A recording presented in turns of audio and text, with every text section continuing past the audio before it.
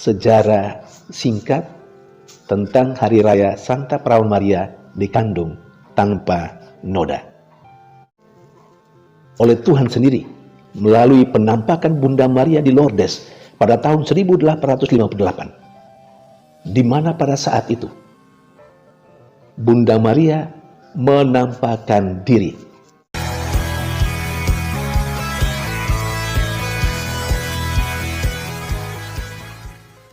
Berjumpa lagi dalam permenungan kita edisi Kamis 8 Desember 2022, pekan kedua Advent. Hari ini adalah Hari Raya Santa Perawan Maria dikandung tanpa noda. Bacaan-bacaan liturgi hari ini, bacaan yang pertama dari kitab Kejadian bab 3 ayat 9 sampai 15 dan ayat 20. Bacaan kedua dari surat Rasul Paulus kepada jemaat di Efesus bab 1 ayat 3 sampai 6, ayat 11 sampai 12, dan bacaan Injil dari Injil Lukas bab 1 ayat 26 sampai 33. Hari Raya Santa Perawan Maria dikandung tanpa noda. Pasti sudah biasa kita rayakan setiap tahun tepat pada tanggal 8 Desember. Tetapi apakah kita tahu tentang sejarah Hari Raya Santa Perawan Maria dikandung tanpa noda? Andai kata sudah tahu, syukurlah. Kalau sekiranya belum, baiklah kita sedikit melihat sejarah singkat tentang Hari Raya Santa Perawan Maria dikandung tanpa noda. Hari Raya Santa Perawan Maria dikandung tanpa noda sesungguhnya sudah dirayakan di Gereja Timur itu sejak abad yang ke-8, dan baru mulai dirayakan di Gereja Barat itu pada abad yang ke-12. Hari raya ini sesungguhnya sudah mulai diterima dan dirayakan oleh Fransiskan, lalu kemudian dimasukkan ke dalam liturgi kalender Romawi itu pada tahun 1476. Cukup lama kemudian setelah dirayakan di Gereja Timur, dan baru kemudian pada abad yang ke-12 di Gereja Barat. Kemudian Paus Pius yang ke-9 pada tahun 1854 sebagai pimpinan tertinggi gereja dalam kuasa mengajarnya menyatakan bahwa Hari Raya Santa Perawan Maria dikandung tanpa noda adalah ajaran iman, dan sejak itu diterima sebagai sebuah ajaran iman yang tak terbantahkan dalam gereja Katolik. Apa yang dinyatakan oleh Paus Pius yang ke-9 pada tahun 1854, bagaimana hari raya ini dirayakan sebagai ajaran iman atau dinyatakan sebagai ajaran iman, itu kemudian diteguhkan oleh Tuhan sendiri melalui penampakan Bunda Maria di Lourdes pada tahun 1858, di mana pada saat itu Bunda Maria menampakkan diri lalu menyatakan bahwa dia adalah perawan yang dikandung tanpa noda. Jadi Bunda sendiri yang mengatakan bahwa dia adalah perawan yang dikandung tanpa noda. Dan itu terjadi sekali lagi pada penampakan Bunda Maria di Lourdes pada tahun 1858. Artinya apa? Apa yang diungkapkan oleh Gereja Katolik melalui Paus Pius yang ke-9 tahun 1854. Ternyata itu tidak hanya sekedar perasaan Gereja Katolik saja. Tidak saja pikiran Gereja Katolik melalui Paus, tetapi itu datang dari Allah melalui Roh-Nya yang kudus yang mengaruniakan pemahaman itu ke dalam atau kepada Gereja Katolik melalui pimpinan tertingginya, Paus Pius yang ke-9.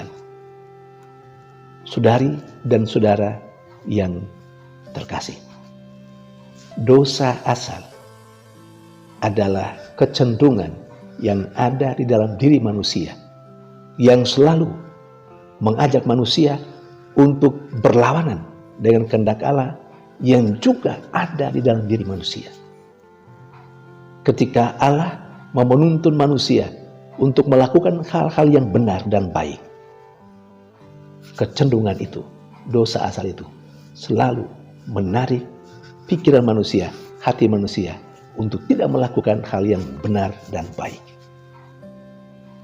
Memang dosa asal sudah dihapuskan ketika kita menerima sakramen baptis.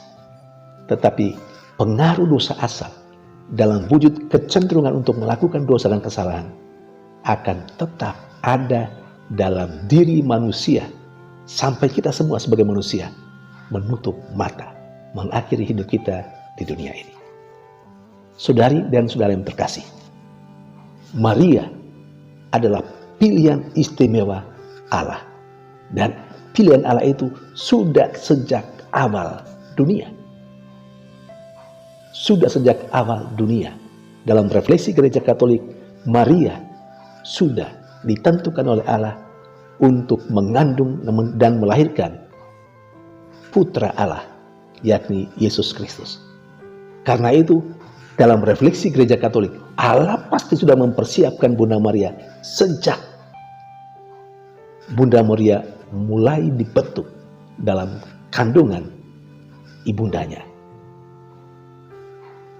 Saudari dan saudara yang terkasih, mengapa Gereja Katolik punya refleksi sebegitu jauh seperti itu? Karena memang yang dikandung oleh perawan Maria adalah putra Allah sendiri. Karena Allah adalah kudus, maka tempat wadah di mana putra Allah menjadi manusia juga harus sejak awal adalah kudus, sehingga pantas menjadi tempat kediaman putra Allah. Saudari dan saudara yang terkasih, melalui bacaan liturgi hari ini ditegaskan kepada kita bagaimana peran Bunda Maria yang sudah dipilih Allah sejak awal dunia. Bacaan pertama dari kitab Kejadian bercerita tentang manusia pertama yang oleh saya dipahami sebagai manusia yang berlari dari tanggung jawab, lalu kemudian saling melemparkan tanggung jawab itu. Ketika ditanya kepada manusia, kepada Adam, mengapa bersembunyi? Adam menjawab, takut karena sudah makan buah dari pohon yang dilarang oleh Allah. Tetapi dia mengatakan, perempuan yang kau tempatkan di sisiku, dia yang menyuruh saya makan. Ketika ditanya kepada perempuan, juga melemparkan tanggung jawab. Apa kata perempuan itu? Ular yang menggoda saya. Untung saja berhenti di situ. Kitab Kejadian tidak bercerita, andai kata, ini menurut tambahan saya, andai kata Tuhan bertanya kepada ular, kira-kira apa jawaban ular ya? Dan kalau ular bisa berbicara, kira-kira tebakan kita, kira-kira apa kata ular kepada Allah? Saya membayangkan, mungkin ular juga akan berkata, ya siapa suruh menciptakan saya? Lalu akhirnya kesalahan itu dilemparkan lagi kepada Allah sendiri. Bukankah itu dosa dan kesalahan kita? Hal yang biasa kita lakukan sebagai manusia dalam keseharian kita. Allah seringkali menjadi kambing hitam. Dia tidak sehat, dia mengalami kegagalan dalam hidup. Lalu yang dipersalahkan siapa? Allah. Wah, luar biasa. Allah yang dari dirinya sendiri tidak bercacat, tidak ada celahnya. Dia adalah kebaikan sempurna. Tetapi manusia, saya dan Anda, seringkali mengkambing hitamkan Allah. Kesalahan yang kita lakukan, atau kesalahan yang dilakukan oleh sesama kita, yang membuat kita menderita, kita kemudian menyatakan kesalahan itu datang dari Allah. Persis yang terjadi dengan apa yang diceritakan dalam kitab Kejadian, dalam bacaan pertama hari ini. Saudari dan saudara terkasih, dalam bacaan pertama hari ini juga Allah berkata bahwa akan terjadi permusuhan antara perempuan ini, yakni Hawa, istri Adam, manusia pertama itu, dengan ular. Dan lebih lanjut, juga akan terjadi permusuhan antara keturunan Hawa dan keturunan ular. Dan dikatakan keturunan Hawa akan menginjak, meremukkan kepala ular.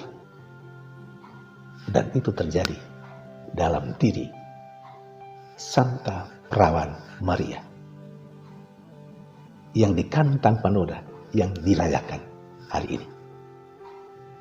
Lebih jauh, Santa Perawan Maria menjadi orang terpilih Allah, sebagaimana diceritakan dalam bacaan Injil, yang mengandung, kemudian melahirkan seorang anak laki-laki, tidak lain tidak bukan putra Allah sendiri. Dan melalui putra Allah itu, Yesus Kristus, manusia dibebaskan dari dosa, seperti yang diceritakan dalam bacaan kedua hari ini. Saudari dan saudara terkasih, warta atau inspirasi singkat untuk kita. Kehadiran Maria telah membuat dosa dan kesalahan lenyap. Karena kehadiran Maria telah melahirkan Yesus. Yesus itulah yang melenyapkan dosa dan kesalahan. Bagaimana dengan kehadiran kita? Terinspirasi dari Maria yang kita rayakan hari ini, dikandung tanpa noda. Marilah kita menjadikan diri kita dan kehadiran kita mesti membuat atau melenyapkan dosa dan hal yang tidak beres yang ada dalam kehidupan kita. Tetapi pertanyaannya, apakah kita mampu? Jangan-jangan kita larut dalam dosa dan kesalahan itu. Seharusnya kita melenyapkan dosa dan kesalahan, tetapi terkadang kita justru terjerumus dalam dosa dan kesalahan. Tuhan memberkati.